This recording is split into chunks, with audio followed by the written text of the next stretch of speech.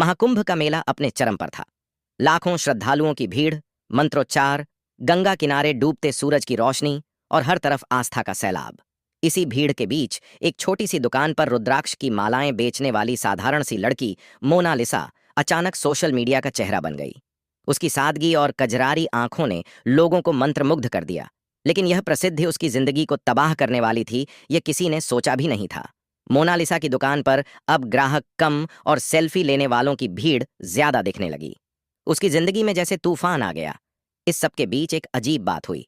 हर रात उसके दुकान से कुछ रुद्राक्ष गायब हो जाते।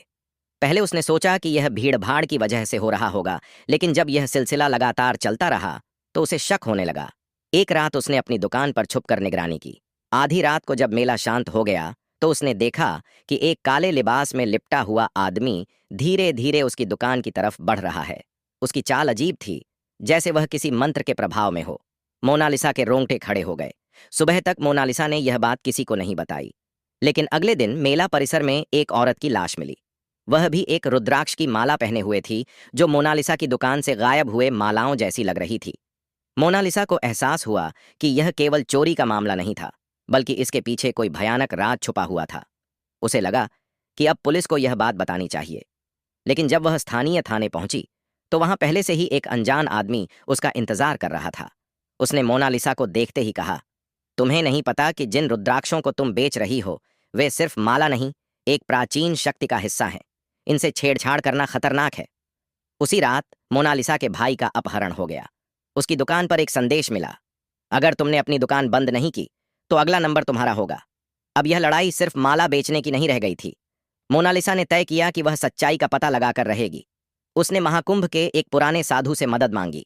साधु ने बताया कि वह रुद्राक्ष की माला, जिसे वह मासूमियत से बेच रही थी, एक रहस्यमयी तांत्रिक विधि का हिस्सा थी। इन्हें हासिल करने के लिए लोग कुछ भी कर सकते थे। मोनालिसा ने तय किया कि वह काले लिबास वाले आदमी का सामना करेगी। अगली रात उसने एक योजना बनाई और अकेले ही उस आदमी का पीछा किया। पीछा करते करते वह मेले के एक सुनसान हिस्से में पहुंची, जहां एक तांत्रिक विधि चल रही थी। वहां उसने अपने भाई को देखा, जिसे बलि के लिए बांधा गया था। उसे पता चला कि ये लोग उसके रुद्राक्ष का इस्तेमाल अमृता पाने के लिए करना चाहते थे।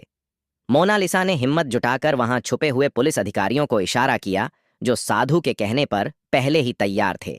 एक भयानक लड़ाई के बाद तांत्रिक गिरोह को पकड़ लिया गया।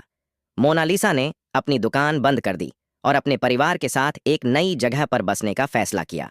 उसने महसूस किया कि कभी कभी प्रसिद्ध इंसान की सबसे बड़ी दुश्मन बन सकती है। इस घटना के बाद उसने सोशल मीडिया पर एक संदेश डाला, सादगी से जीना सबसे बड़ी शक्ति है। अपनी जड़ों को कभी न भूलें, लेकिन यह भी ध्यान रखें कि दुनिया की हर चमकती चीज सोना नहीं होती।